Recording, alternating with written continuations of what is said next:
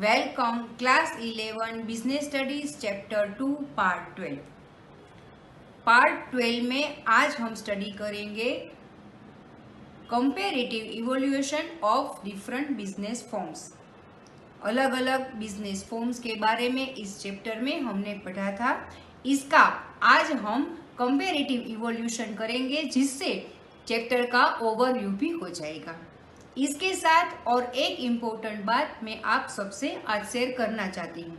हमारे प्रधानमंत्री माननीय श्री नरेंद्र मोदी जी ने कोविड-19 की इस सिचुएशन में हम सबको आत्मनिर्भर भारत का एक सूत्र दिया है, और जिसके चलते गवर्नमेंट ने काफ़ी बड़ा इकोनॉमिकल पैकेज भी इंट्रोड्यूस किया है। काफ़ी सारे लोग आज इसके लिए प्रयत्न कर रहे हैं। तो जब हमारे देश की 65% प्लस पॉपुलेशन युवा वर्ग है, यूथ जनरेशन है, तो हम सब इसके लिए कड़े प्रयत्न करेंगे। सीबीएसई बोर्ड में एंटरप्रेन्योरशिप का एक बहुत ही इम्पोर्टेंट एंड इंटरेस्टिंग सब्जेक्ट है, पर अभी भी काफ़ी सारी स्कूल्स में ये सब्जेक्ट पढ़ाया नहीं जाता। हमारी चैनल ये प्रयत्न कर रही है कि हम इसमें अपना कंट्रीब्यूशन करें। हमारी चैनल का एम है प्रिपेयरिंग फ्यूचर एंटरप्रेन्योर्स, जिसके चलते हम एंटरप्रेन्योरशिप सब्जेक्ट अपने अगले वीडियो से शुरू कर रहे हैं। बिजनेस ऑर्गेनाइजेशंस के अलग अलग फॉर्म्स, उसका डिफरेंस देखें, उसका कंपैरेटिव इवोल्यूशन देखें, तो उसमें सबसे पहला पॉइंट है फॉर्मेशन। सोल प्रोप्राइटरशिप में सिंगल ओनर होता है, जो ही मेंबर होता है, जो खुद ही सारे डिसीजन लेता है, पर इसका फॉर्मेशन काफ़ी इजी है। कोई भी तरह की लीगल फॉर्मेलिटीज़ की यहाँ पे ज़रूरत नहीं है। पार्टनरशिप फॉर्म जो होती है उसमें भी लीगल फॉर्मेलिटीज़ नहीं होती है, रजिस्ट्रेशन भी कंपलसरी नहीं होता, और काफ़ी इजीली फॉर्मेट किया जा सकता है। सिर्फ पार्टनरशिप एग्रीमेंट यानी कि पार्टनरशिप डीड बनाना होता है। जॉइंट हिंदू फैमिली बिजनेस जो होता है उसमें भी लेस लीगल फॉर्मेलिटीज होती है, रजिस्ट्रेशन की भी कोई खास जरूरत नहीं होती, और फॉर्मेशन बहुत ही इजी होता है।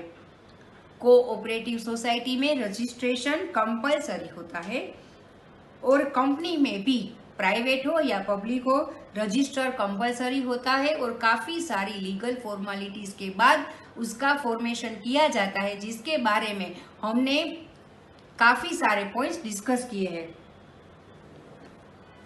मेंबर्स के पॉइंट में देखें तो सोल प्रोप्राइटरशिप में ओनली 1 मेंबर होता है, जबकि पार्टनरशिप में मिनिमम 2 एंड मैक्सिमम की पार्टनरशिप एक्ट में कोई लिमिट दी नहीं गई है। हाँ, अगर बैंकिंग सेक्टर हो तो मैक्सिमम 20 मेंबर्स की लिमिट है। जॉइंट हिंदू अनडिवाइडेड फैमिली में एटलीस्ट 2 मेंबर होने चाहिए, और मैक्सिमम की कोई लिमिट नहीं होती उसमें।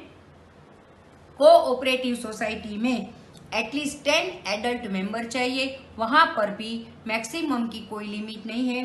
प्राइवेट और पब्लिक कंपनी में, प्राइवेट कंपनी में मिनिमम 2 एंड मैक्सिमम 200 मेंबर्स, जबकि पब्लिक कंपनी में मिनिमम 7 और मैक्सिमम की नो लिमिट। कैपिटल कंट्रीब्यूशन देखें तो सोल प्रोप्राइटरशिप में प्रोप्राइटर खुद ही कैपिटल इंट्रोड्यूस करता है, मतलब कि लिमिटेड कैपिटल होती है। पार्टनरशिप में भी पार्टनर्स जो होते हैं वो ही कैपिटल अपनी अपनी तरफ से इंट्रोड्यूस करते हैं, यानी कि लिमिटेड कैपिटल, लिमिटेड रिसोर्सेज होते हैं।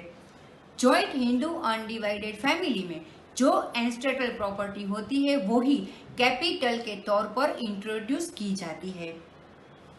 कोऑपरेटिव सोसाइटी के सारे मेंबर्स डिसाइड की गई कैपिटल को इंट्रोड्यूस करते हैं, यानी कि यहाँ पर भी लिमिटेड कैपिटल होती है।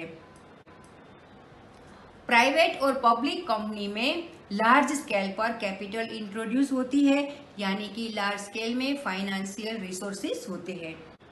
लायबिलिटी के बारे में देखें तो सोल प्रोप्राइटरशिप में लायबिलिटी अनलिमिटेड होती है, यानी कि अनफेवरेबल सिचुएशन में प्रोप्राइटर की लायबिलिटी अनलिमिटेड होती है। पार्टनरशिप फॉर्म में भी पार्टनर्स की लायबिलिटी अनलिमिटेड होती है।